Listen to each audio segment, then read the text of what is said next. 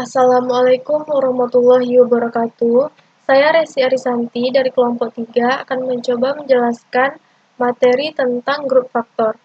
Konsep AS dapat digunakan untuk membentuk sistem aljabar yang baru. S grup bagian dari grup G dapat dibentuk himpunan semua konsep kiri dari S, yaitu himpunan AS di mana A dalam G. Teorema 10.1. Konsep AS dan BS sama jika dan hanya jika B inverse A anggota S. Yang kedua, AS sama dengan S jika dan hanya jika A anggota S. Untuk pembuktian yang pertama, dari kiri ke kanan. Jika diketahui AS sama dengan BS, maka A sama dengan AE sama dengan BS untuk suatu S dalam S. Dengan kedua ruas dengan B inverse, maka dapat B inverse A sama dengan S yang berada dalam S. Untuk pembuktian dari kanan ke kiri, diketahui B inverse A dalam S. Tulis B inverse A sama dengan S, maka didapat A sama dengan BS atau B sama dengan AS inverse.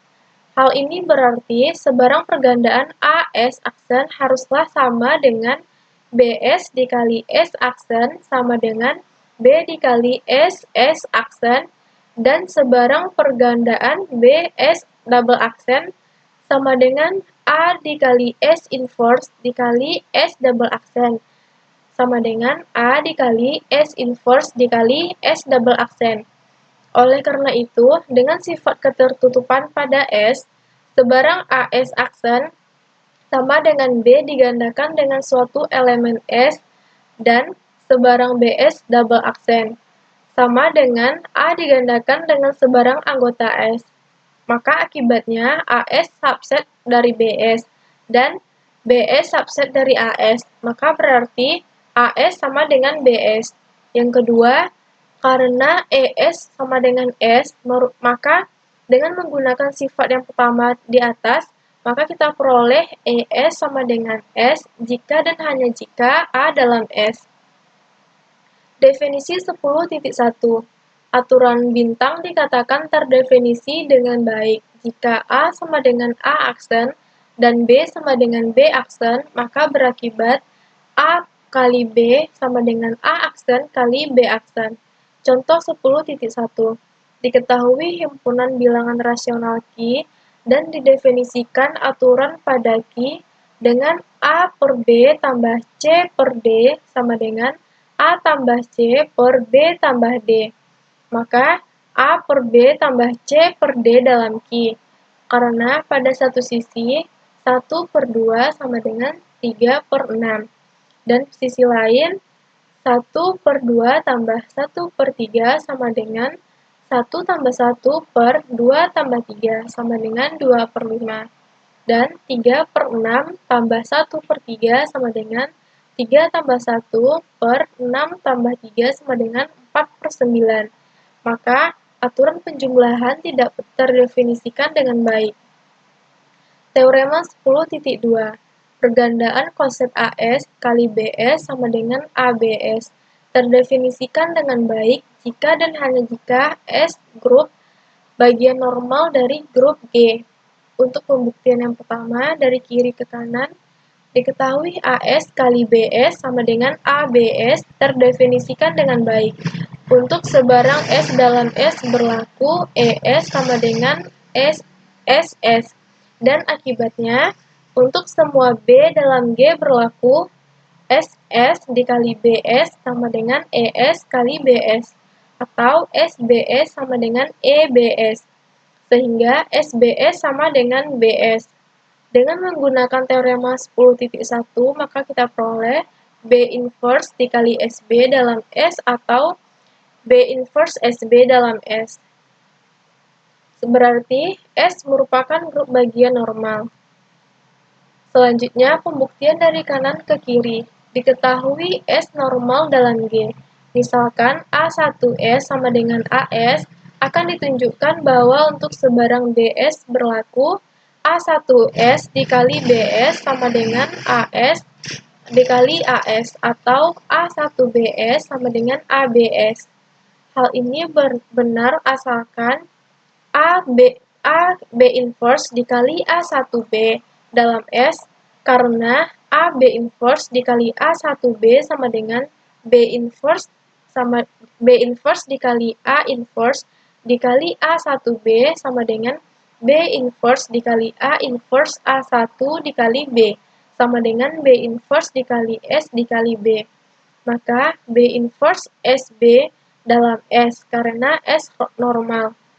Dengan cara yang sama, hal di atas dapat dikerjakan juga apabila BS diganti dengan B1S. Jadi, bila A1S sama dengan AS, maka A1SB1S sama dengan ASBS. Definisi 10.2.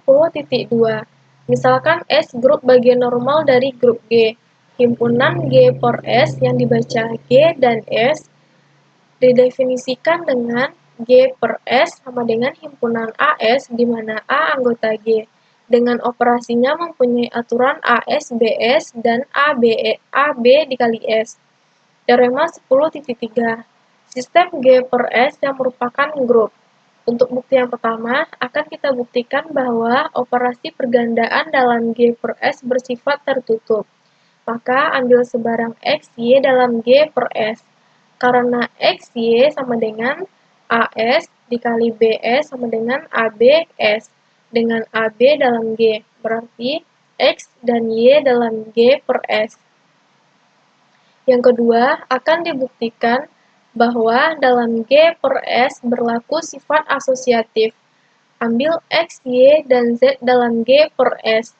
Karena X, Y, dan Z dalam X, Y, Z dalam G per S, maka X sama dengan AS, Y sama dengan BS, Z sama dengan CS untuk setiap A, B, C anggota S.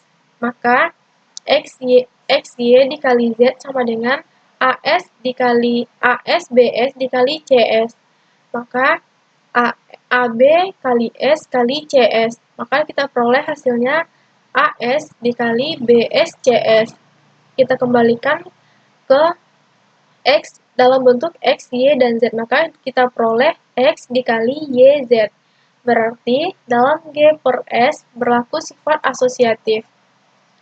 Yang ketiga, akan dibuktikan bahwa dalam G per S terdapat anggota identitas. Anggota G per S yaitu ES sama dengan S merupakan identitas dalam G per S. Karena untuk sebarang AS dalam G per S berlaku AS CS sama dengan AES sama dengan AS. Kemudian ES dikali AS sama dengan EAS sama dengan AS. Berarti ES sama dengan S merupakan identitas dalam G per S.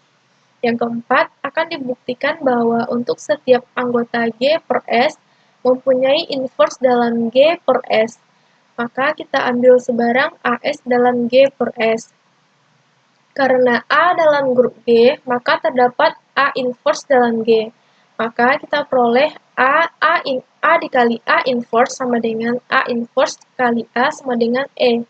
Sehingga AS dikali A inverse S sama dengan A dikali A inverse S sama dengan ES sama dengan S. Dan A inverse S dikali AS sama dengan ES sama dengan S. Berarti A inverse S merupakan inverse dari AS. Terbukti bahwa G per S merupakan grup. Karena G per S merupakan grup, maka grup G per S dinamakan grup faktor. Jika G grup terhadap penjumlahan, maka konsepnya ditulis dengan A tambah B, B tambah S sampai seterusnya. Dan operasi dalam G per S adalah A tambah S dikali B tambah S sama dengan A tambah S ditambah S. Maka dalam grup G per S, anggota identitasnya adalah 0 tambah S, dan inverse-nya dari A tambah S adalah min A tambah S. Maka, sekian video dari saya. Jika ada yang salah, saya mohon maaf. Saya akhiri dengan Assalamualaikum warahmatullahi wabarakatuh.